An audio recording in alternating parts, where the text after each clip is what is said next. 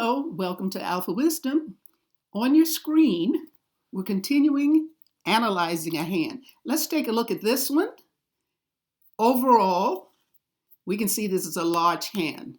Overall, this is a large hand. This is a close-up picture, so it appears to be larger than, but they're about the same size. Look at the fingers. Independence, gaps between the fingers. The fingers are naturally held. So it's normal that they have these gaps. Looking at this one, fingers are close together. Take a closer look at the fingers. This is the little finger. It stands tall. This is the little finger. Not as tall, but it's considered long.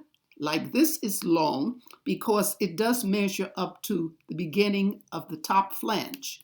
Okay? What else can we say about them? I want you to notice that there's a slight lean of the upper part of the index finger toward this finger, and a slight bend of the ring finger toward the middle finger. And that has a meaning. In this case, let's take this one first, index finger. It shows a conformist tendency and a sense that personal power and importance can only be gained or conferred by others or authority. Okay? Now that's that one. Let's take the middle finger. Middle finger, there's a slight bend. It just indicates someone who can be a poor judge of character, money, and career. All right? Now, let's take a look at the little finger since this stands up alone, and then I'll get to this one. So we're talking primarily about the little finger here. That's long and independent. Now, it says this person has the ability to succeed in all fields of sales. They could sell anything, whether they're in marketing, publishing, writing, teaching, broadcasting, by having that long finger, which is your communication finger. That says they're going to be hugely successful if they go into it. There's a lot of talent there. All right? So this one has a slight lean, slight bend. Okay? So when we have this bend, this is a sign of someone who has the gift of bending words to give the right effect. Sometimes thought of as a charmer or a diplomat. Okay? Leaving that, let's go on to the thumb. Now, look at the top flange of this thumb. You notice that it is much larger, or certainly longer, than the second flange. This is active. This is logic. So this person delves right into whatever it is that they're asked to do or their mind says they should do. They don't have many ideas here. That is not enough to keep up with this action. So this is a very action-oriented person. Let's take a peek here. Now we have here and we have here. The top one is similar here. Not as large, but certainly in comparison to the logic. So that means the person enjoys or is comfortable acting, may not have so many ideas. So remember I said try to work with someone, and that would be a big help. Let's go on to the lines on the hand.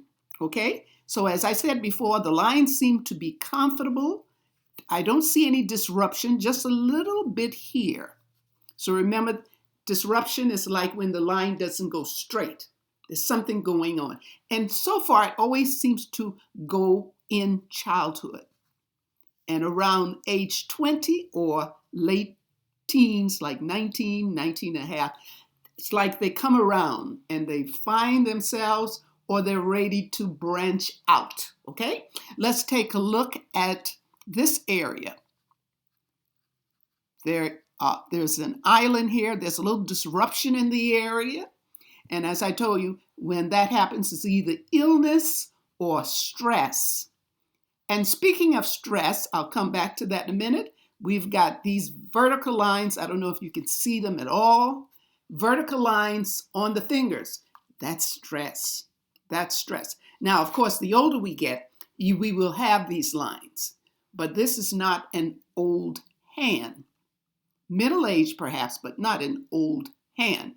Let's see here. All clear. There's no stress on here. However, if you look in this thumb ball, it's a lot of stress. Family stress, a lot of stress. Family stress. Okay, so leaving that, let's take a look at the lines. Let's look at this one first. The headline and the lifeline, the headline and the heart line are joined together at the stop, at the beginning, and they continue straight on.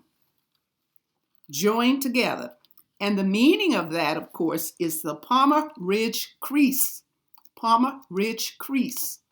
All right? It's like a large crease on the hand. It runs straight across. That means your thinking processes and your emotional processes work together. They're intertwined.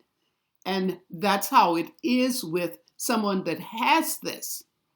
Okay.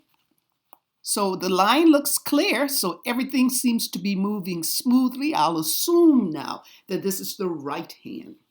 So the right hand always is more of a plus than just the left hand. And it's more common on the right hand on the left than on the left. Okay? But all right. So we have that. Now, let's go on and see what else we have here. Let's take a look at the gap. Gap. Gap. Independent thinker wants to make up their mind. Goes with the flow. But there's some independence here because the line is not joined. I'm talking about the beginning of the crease, the palmar ridge crease. It's not joined to the lifeline. So this person is independent as a child. And let's see here. This person is also independent as a child. There's no joining toward the lifeline with the headline. They're just sort of on their own. They can make up their mind. They might be a little stubborn. Who knows? All right. So let's take a look at the gap between here. So we could say that this thumb is a long thumb. And we can say the same for this, long thumb. And when we have a long thumb, the person is, remember, the leader, the one who's in charge, the CEO, the boss. All right?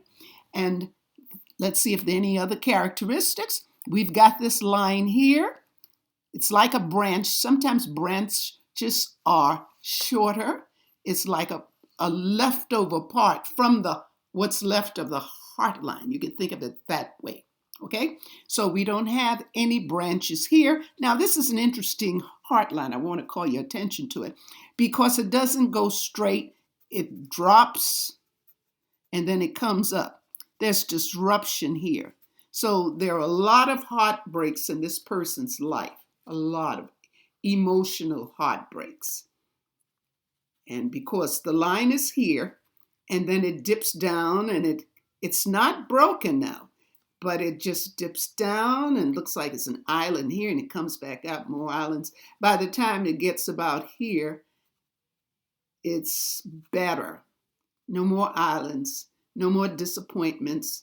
It's like the heartbreak is over. So that can happen. Both hands have a fate line. This hand doesn't have that many lines. This line has just a few more.